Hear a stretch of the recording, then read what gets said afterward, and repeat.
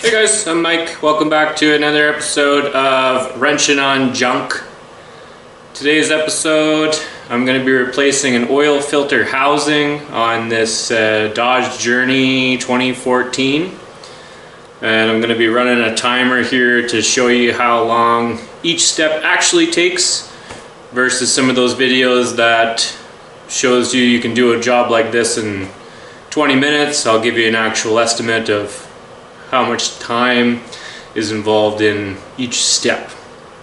Alright, so first step, we got to jack the vehicle up, which I've done already, and after that we have to get down and drain the radiator. So I'll start working on that. Alright, so here we are under the car. We need to get this plastic guard out of the way before we can drain the radiator. And that's done, of course, by removing all these plastic clips. There's a lot of them, so that's going to be fun. And once you pull them out, you got to pull out this outside tab here, and then it pops out. Kind of works like a wall anchor if you're ever installing pictures on your walls in the house. You need one of these special tools and probably a set of vice grips or needle nose pliers. Thin tap, and usually they'll break these. Once it loosen up a little bit, slide in like this, and pull gently. Yeah. So ones get vice grip needles on here. Go over, pull them. There we go. Nice little jump. Shake it. Sucker. Move it over. Yeah. Come on. In here. And oh, come on. Yeah, sorry. Oh. Oops. Go this way. Ah, there we go. That one's probably still reusable. Alright, like 30 more of those to go and then we'll be ready to drain. Alright, well that wasn't terrible. I broke one clip and I think this is ready to come out. Maybe. Or did I miss one? Missed one. Alright, let me get these couple more out. I think there's two that I missed, and then we'll see if we can get it out then. Let's try it now. Oop. Wow. That wasn't too bad at all. Alright, radiator drain. There you are. So there's a Phillips style drain plug in here. Show you that. Underneath the car here. There it is there, that blue drain plug. So we're gonna pull that out, get our drain pan, and start draining on the radiator. Okay, so I cracked the drain in the bottom of the rad, and that is slowly draining now. If I could find the radiator cap, then I would open that up to let it drain, but maybe I can do it this way. Alright, so that's draining away. This is probably the worst, gonna be the worst job that I've ever done, but we shall see. So I basically gotta take the whole top side of the motor off, which is all my air intake lines, intake manifold, just to get to the oil filter housing. I'll show you guys where it's at down in here. So this is the cap for the oil filter housing, and on that it goes down and then underneath the intake manifold, and I can show you what it looks like. So underneath there, this cap sits this. This is what it looks like. Oil filter goes in here and then it circulates down through. On top of this block sits an oil cooler, which I have to remove off the old one and put onto this. Hopefully that's not too much work. And then it just sits down in there under this. So this is the part we're after, and it's buried under there. And the only way to get to it is to start pulling stuff off. Get the air box out of the way, I suppose. Wouldn't be a bad place to start.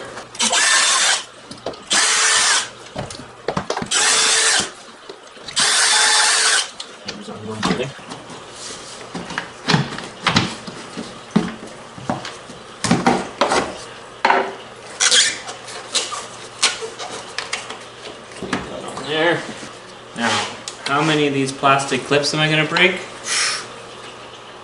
A lot of them, I'm sure.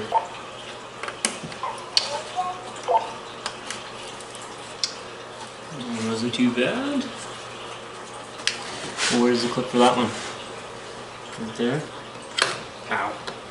See how many times Mike can stab himself here. Oh, that one came off. Good. Alright, well, I'm going to keep working away at this. I got to charge up my battery a little bit. You see this? 39 minutes. So 15 minutes to get the radiator starting to drain, and now I'm 30 minutes in to removing stuff off the top here. I've got the air cleaner box off, some of these cables disconnected, some sensors disconnected.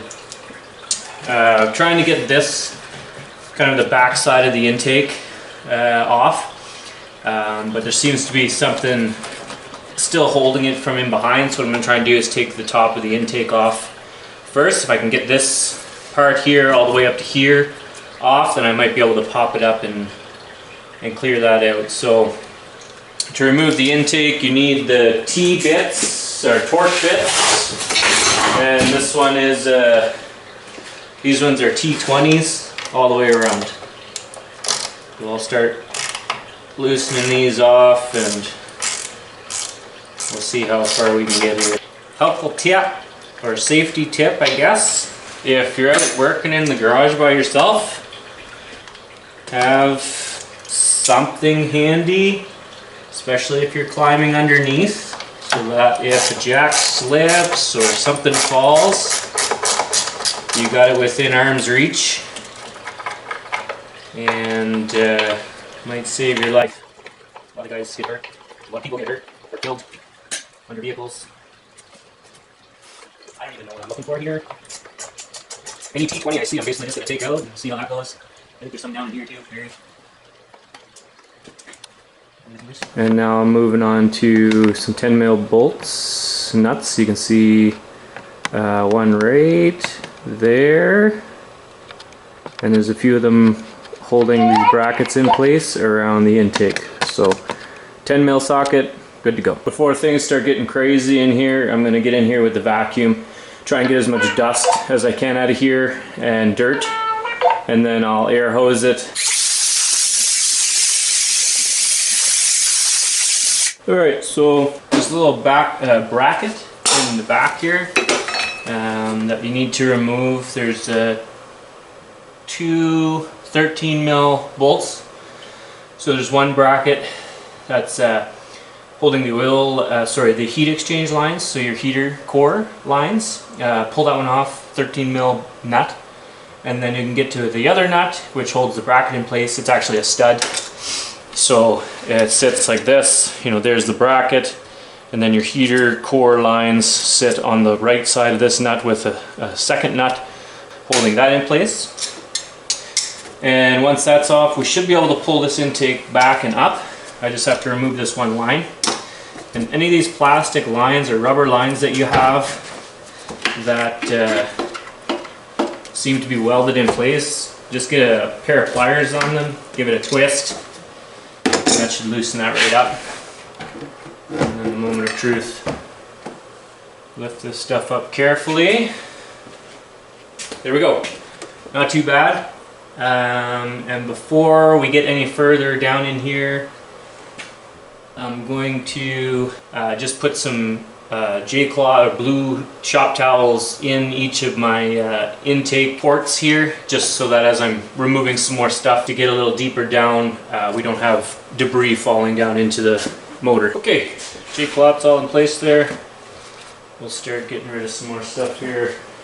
Okay, so things are looking pretty good so far. There's 1, 2, 3, 4, 5, 6, 7, 8 T20s to pop off this upper intake manifold.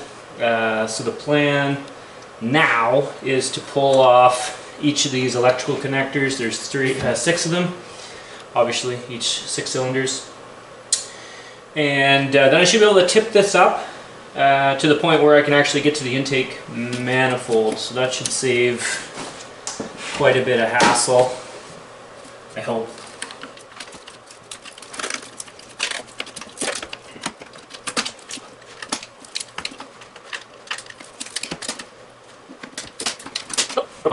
That's not too bad though.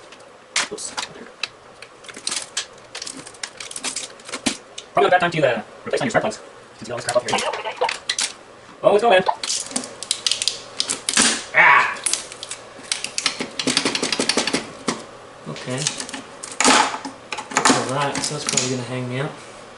This is nice. If this works, we won't have to disconnect on fuel. There's tiny little plastic clips that go with each one of these. As long as my bolts don't fall out, I'll be happy.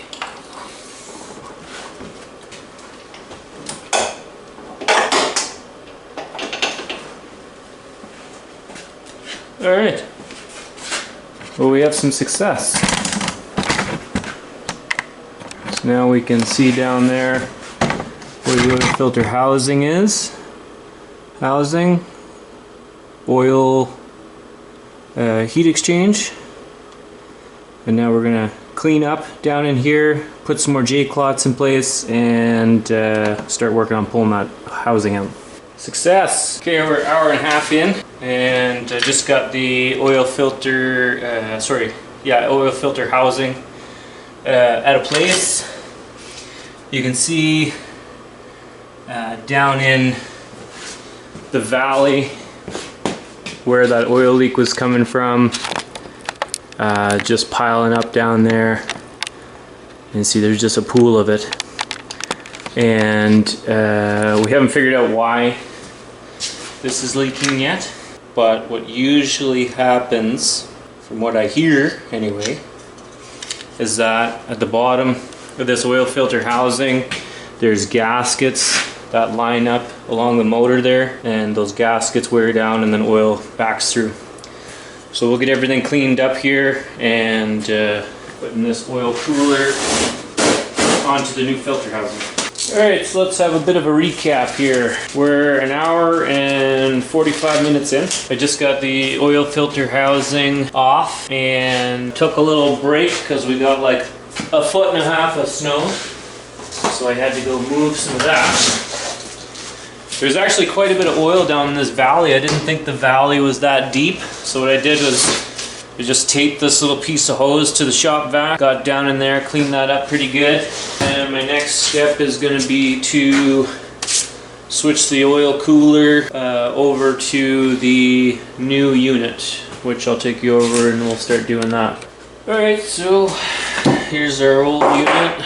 Now I never had an issue with this until I took it to the shop. It was a couple weeks ago. Was going in to get new set of tires on it, and I had a plan to just come home, pick up the car from work, take it in, and the wife was gonna meet me in town. We were gonna do some Christmas shopping while we waited for the tires to change over. Now, for whatever reason, that didn't happen. 10 minutes from my appointment time, I see that she's not even left the house. So I rushed home, grabbed the car, brought it into town. And originally I was thinking, because I was hammering it, getting to town to make the appointment, I thought that this had started leaking. But based on the amount of oil was pooled in the valley there, I don't think that's the case. I think it's probably been leaking for quite a while. So T27 bits, the cooler assembly. There we go. If you're gonna replace one of these, grab one that has all the gaskets,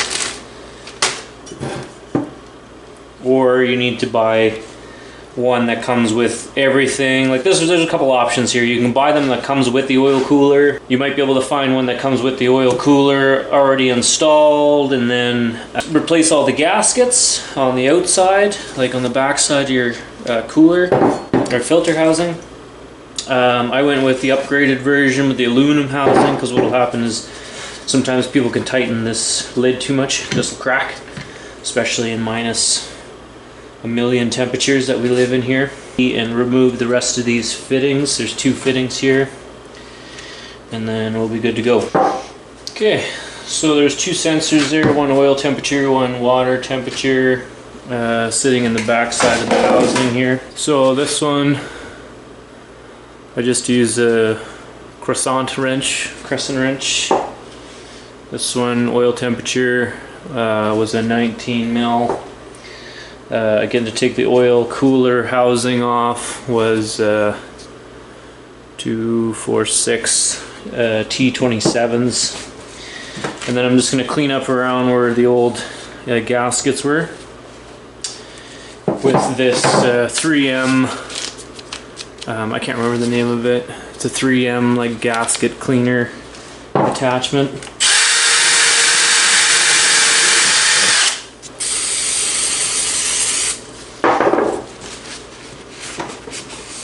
Alright, that's cleaned up. We're going to start reassembling. Highly recommend some RTV during the assembly. And you need a little bit of plumber's tape. So there was a red gasket maker, like the high temp gasket maker on this. I just have the black laying around. But that should be fine.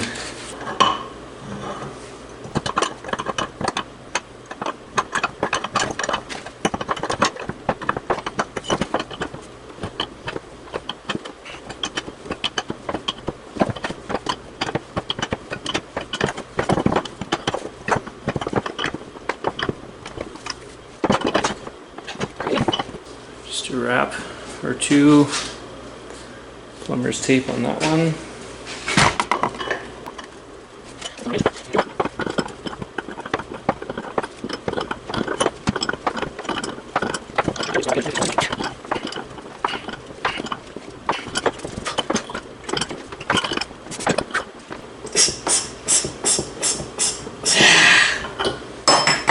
Alright, got both my clips fixed now. That looks pretty good.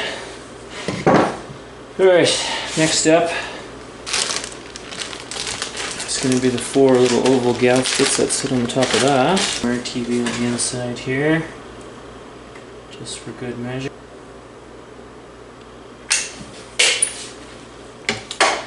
Okay, and these gaskets.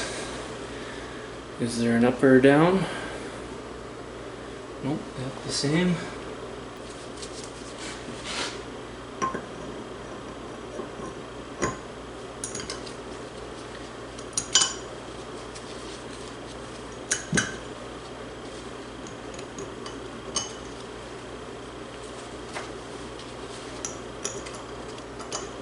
Okay. Tighten down with our T27. Now this is aluminum, so I'm not going to need to crank it down to anything crazy as far as foot-pounds or torque goes. Okay, next up is the ones that go down the bottom here. And I'm going to do the same thing with some RTV. And I'm going to grab the old one just so I know what I'm doing. The RGB is messy shit, but hopefully it prevents this from ever leaking again. So next up I'm going to clean up where each one of these gaskets meets up with the block. And then we're good to install the oil filter housing. Okay, so I got down in there all cleaned up. Now let's try and install the new one. Minor hiccup. So the bolts that hold the old oil filter housing in place have a crimp on them so that the bolt doesn't come out of the housing. You can see the sleeve sits in the housing and then the bolt can tighten and loosen. The new aluminum housing doesn't fit these sleeves, so I have to cut them off, I guess. We'll see how that goes. Give me a minute. Okay. So what I did here is going to be a little controversial, but it's redneck engineering at its best. So the old oil filter housing had bolts like this, right? They had that metal sleeve, and then the bolt slid freely inside, right? And that was just because that housing was plastic, so we don't want to be cranking down plastic on with metal bolts. So what I did was I took the grinder, cut 2 lines, front and back, took the sleeve off, boom, there's a bolt that I'm going to use. You're probably thinking, well, probably could go to a hardware store and find these, but I have my doubts. For whatever reason, there was one that instead of having a sleeve was a solid sleeve, like it was in place, and I couldn't cut it off, like it was part of the bolt. So I hit that with the bench grinder, and it's ugly, but it fits. So I don't know. Maybe I'll just wait until tomorrow and I'll take one of these, because we're going to town anyway. See if I can find one of these suckers somewhere. I have no idea where. That's probably the best thing to do. And we'll start fresh. So we're probably, that's when I came in here, an hour 45 to get the new oil filter housing pretty much ready to go. Took another 45 minutes, so I'm sitting at 2.5 hours.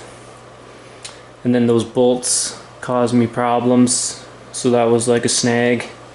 If you're close to a hardware store, I mean, you could go and pick them up right away, but I got about a 25 minute drive, and I don't really feel like doing that tonight, so we're just gonna do that tomorrow. Alright, welcome back. Day 2, working on the oil filter housing. We are 2.5 hours in. Got the new oil filter housing in place. I had to pick up a new bolt for that one weird one over in the corner there. While I got everything off, I decided to replace the spark plugs at the same time here. So my next step, I'm just going to clean up the lower intake, replace all these gaskets, and put the lower intake back in place. And then I'm going to pick up some spark plugs later on this afternoon, which are just sitting underneath each of these spark plug wires. And it's just a 10 mil bolt, and then this pulls out, and then you need a deep 5/8 with the extension to get down in there.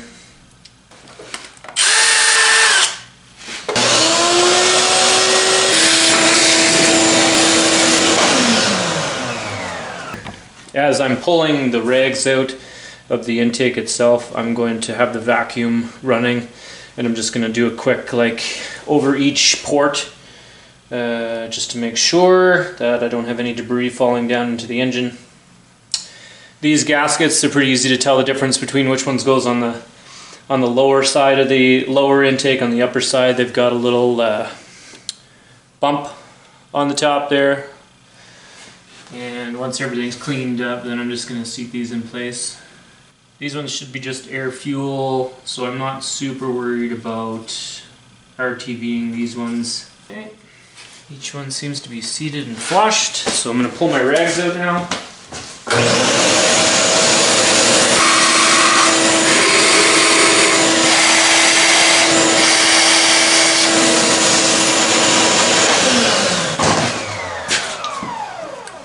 Make sure that's extra clean. Okay, now we're just going to lower this lower intake back into place.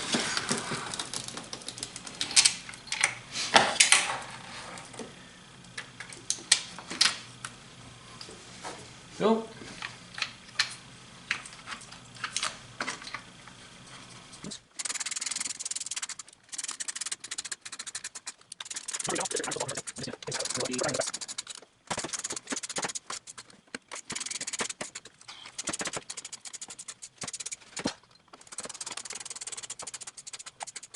Alright, let's see what we got here. Tighten up the radiator drain plug, put that pan back in place, and fill up the rad. Once the rad's full, then I can clean the rest of this up, replace the gaskets on the top side here, pull all my spark plugs, and then once I get the new spark plugs, everything can go back in, and I'll just put the upper back in. Back in business. I've got replacement spark plugs, so I'm going to change on these quickly. and then we'll get back to replacing the rest of the intake. Good thing I'm changing on these. They are nasty.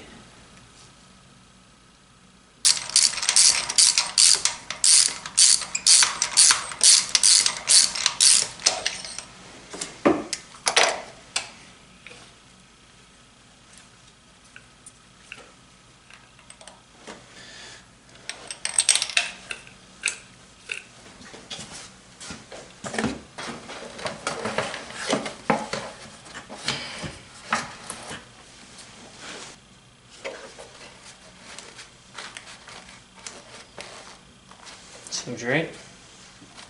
Ish. Yeah. Clean.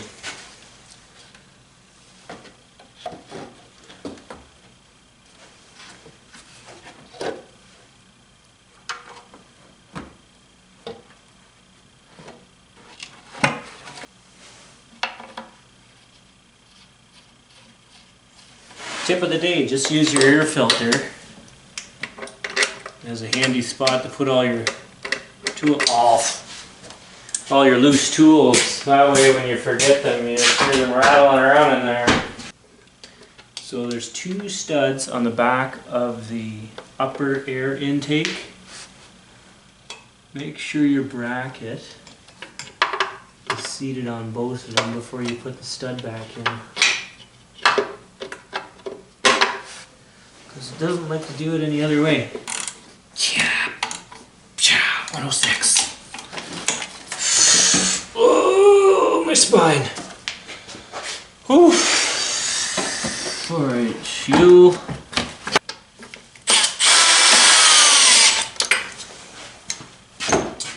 Alright, let's check on some torques and pattern.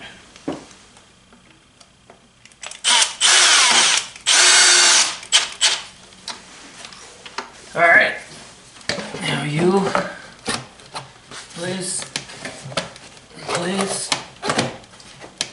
yes, okay. There's two like posts in the back that the back of this, whatever it is, part of the air intake system just sits on, and then that kind of holds it more in place, and there's just that one clip in there, and then it runs on the top of the intake, the upper intake. There. Clip, there we go. Just bite onto there, I guess. That one down there. Whoa. Somebody put little markers on a lot of these connections, which I like. That's a good idea. Those are small. That'll do.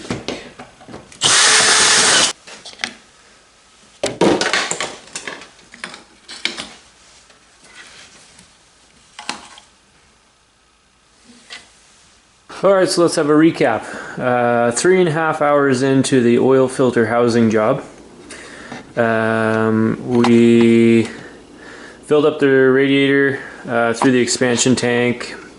There's a bleed air screw right there, which is plastic, and I broke when I was tightening mine back up, so that was fun. I had to order in some new ones. You can get 2 of them for $5 usually. Last night I fired it up and ran it up to temperature, but then the idle went high and I got a error code saying there's too much air, which tells me there's maybe a leak somewhere in the system. But I'm hoping that just because things got a little bit warm last night that caused that. So my plan for tonight is to refill, try and make sure all the air's out of the system, and then see if we get the same problem.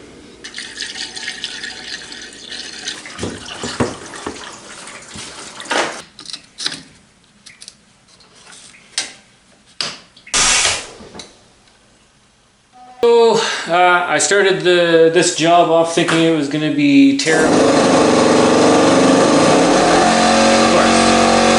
Alright guys, so we started off this job thinking that wrenching on this junk was going to be a difficult job. Turns out it wasn't too bad.